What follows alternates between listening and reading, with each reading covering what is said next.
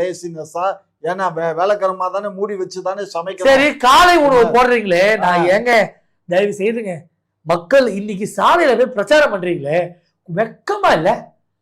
சோறு தானே தின்றீங்க எல்லாரும், அந்த தெருக்குள்ள போக முடியலங்க. இன்னைக்கு சாலை வசதி இல்லங்க, இன்னைக்கு கழிவு தொங்குதுங்க. எங்க இருந்து வரீங்க நீங்க? நாங்க டெல்லியில இருந்து வரோம். டெல்லியில போய் டெல்லியில இருந்து இருந்திருப்பீங்க. டெல்லியில எங்க ஆட்சி ஆச்சு? உங்க காங்கிரஸ் ஆட்சியில எங்க இருந்திருப்பீங்கன்னு நினைக்கிறேன். நான் எங்க தெருக்குள்ள போகும்போதுல மக்கள் ஒரே ஒரு A4 ஷீட்டை கொடுத்து உங்க குறைகள் எழுதி கொடுங்கன்னா 10 ஷீட்டை மட்டும் அடிச்சு ஷீட் வாங்குறாங்க. அந்த அளவுக்கு குறைகள் இருக்கு, அந்த அளவுக்கு கலாச்சார சீர்கேடாயி போச்சு. திமுக ஆளுங்கட்சி யாருங்க கேள்வி கேட்போம்? யூபி கதையை பேச சொல்லுங்க, ஒரு நாள் பேசுவாரு. டெல்லி கதையை பேச சொல்லுங்க, ஒரு நாள் பேசுவாரு. மத்திய பிரதேச கதையை பேச சொல்லுங்க, ஒரு நாள் பேசுவாரு. சத்தீஸ்கர் கதையை பேச சொல்லுங்க, ஒரு நாள் பேசு. உங்க கதையை பேசுங்களங்க, பேசும் ஐயா.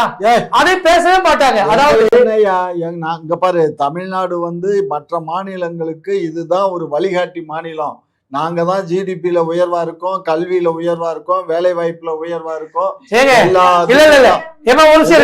மூணு விஷயம் நமக்கு நாமத்தை போட முயற்சி பண்ணுவாங்க. ஒண்ணு நிதி தரல, இன்னொன்னு ஹிந்தி திணிப்பு, இன்னொன்னு இந்த ஹிந்துத்துவ கட்சி ஒழிக்கணும். இந்த 3 அஜெண்டா தான் இவங்களுக்கு. இன்னைக்கு இந்த 3வது அஜெண்டா 2.25 லட்சம் கோடி இன்னும் எங்களுக்கு தரல. ஒரே கேள்வி.